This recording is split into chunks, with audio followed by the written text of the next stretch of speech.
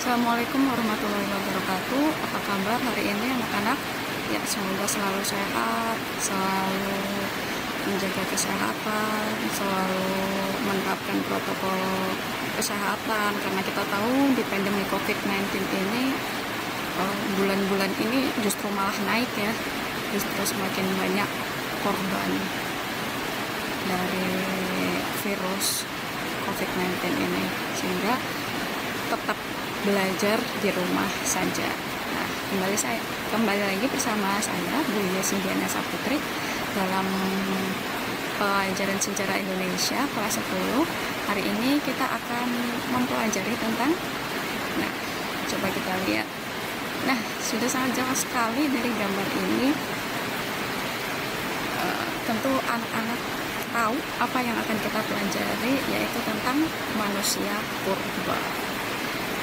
Seperti yang sudah dijelaskan di pembelajaran sebelumnya, bahwa manusia purba dengan manusia modern itu berbeda.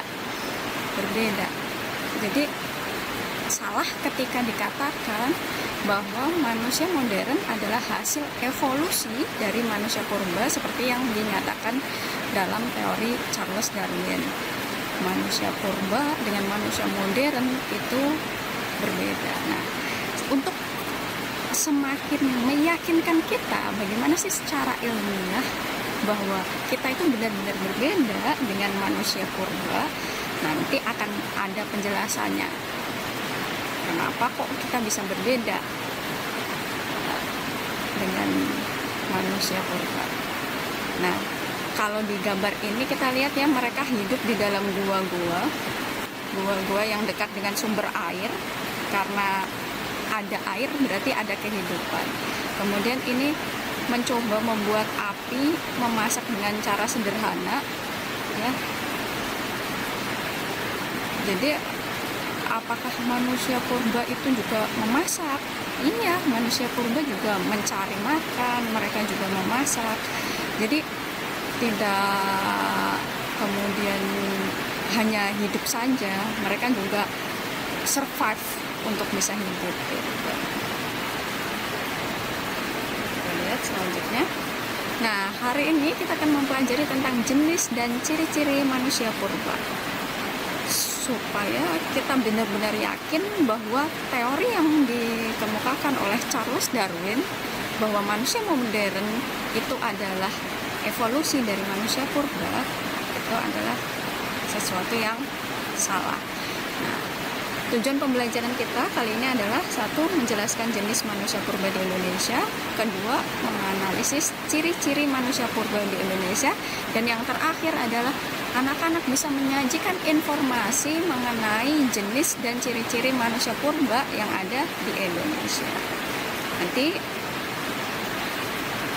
nah, ini jenis yang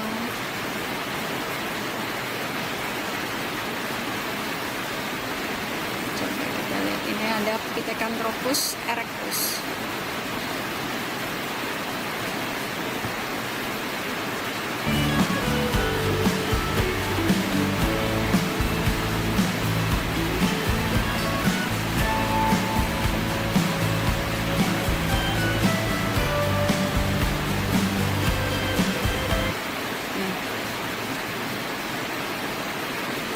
Pertanyaannya di sini, kenapa yang ditampilkan adalah Pithecanthropus erectus? Karena Pithecanthropus erectus ini sangat terkenal di antara jenis-jenis manusia purba lainnya karena dianggap sebagai missing link, makhluk peralihan. Jadi antara jenis Meganthropus ke Homo, yang Homo itu sudah mirip dengan manusia. Nah, ini nanti model pembelajarannya, jadi anak-anak nanti mencari sendiri ciri-ciri manusia purba, kemudian anak-anak taruh ciri-ciri manusia purba itu mulai dari Meganthropus, Pithecanthropus, Homo, ditulis di buku tugas masing-masing dan dikumpulkan, difoto di portal. Nah, ini jenis manusia purba di Indonesia.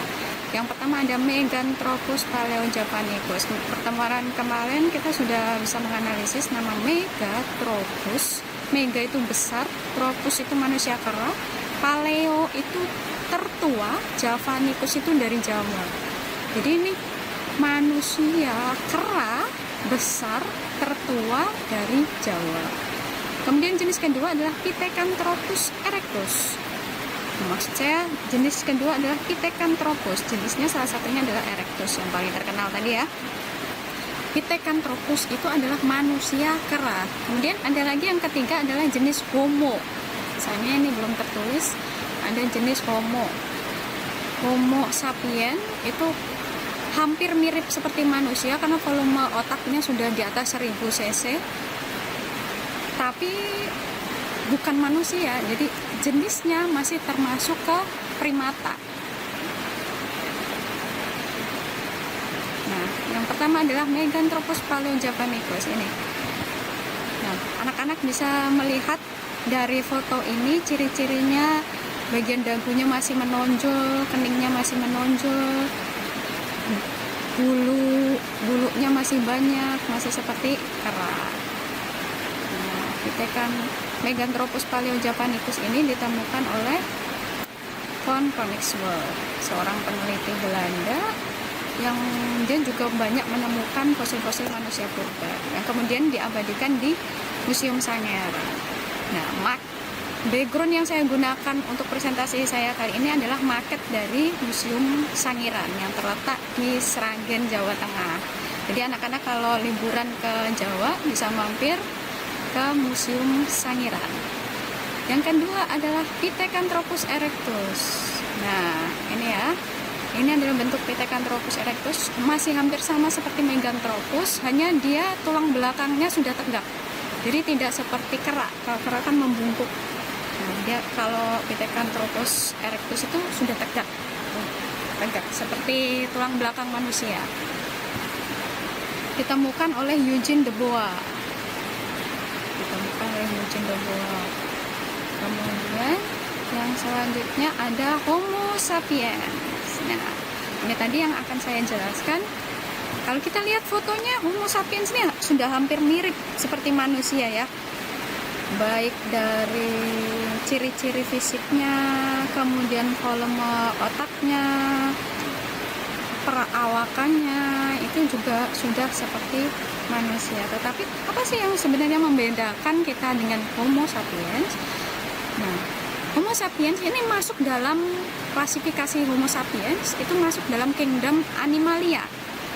Kemudian filumnya Chordata, kelasnya Mamalia, ordonya Primata. Nah, di sini jadi beda dengan manusia.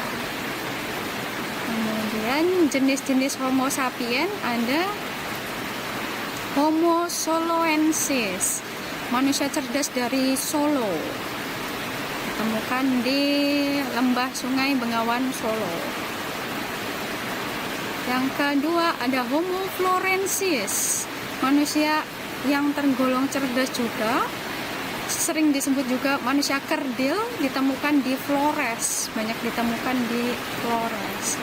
Kemudian yang ketiga adalah Homo wajakensis. Ini gambarnya saya ambil dari cendekia.com, jadi bisa dicek langsung. Kesimpulannya hari ini adalah, ya, para ahli membagi manusia purba menjadi beberapa bagian, yaitu Meganthropus, Pithecanthropus, dan Homo. Nah, pertanyaannya kemudian, analisislah ciri-ciri manusia purba yang terdapat di Indonesia yang sudah disebutkan di awal tadi. Ada Meganthropus paleojavanicus, Pithecanthropus sendiri ada erectus, ada wajakensis, ada soloensis, Homo sendiri ada Homo soloensis, Homo florensis. Kemudian ditulis dalam buku tugas masing-masing. Kemudian yang kita bisa pelajari, apa sih makna yang bisa kita ambil dari pembelajaran hari ini? Refleksi hari ini adalah Tuhan mengaruniai manusia dengan akal budi untuk dapat melangsungkan kehidupannya. apabila berusaha, manusia selalu menemukan jalan keluar atas permasalahan hidupnya. Nah, kita tahu bahwa dari Meganthropus ke Pithecanthropus ke Homo, mereka selalu berusaha beradaptasi, survive. Apapun yang terjadi dalam kehidupan, mereka harus tetap jalan terus. Kita pun seperti itu. Kita harus selalu berusaha melakukan yang terbaik. Nah, materi untuk minggu depan adalah asal-usul nenek moyang bangsa Indonesia. Terima kasih, sekian dari saya. Selamat pagi. Assalamualaikum warahmatullahi wabarakatuh.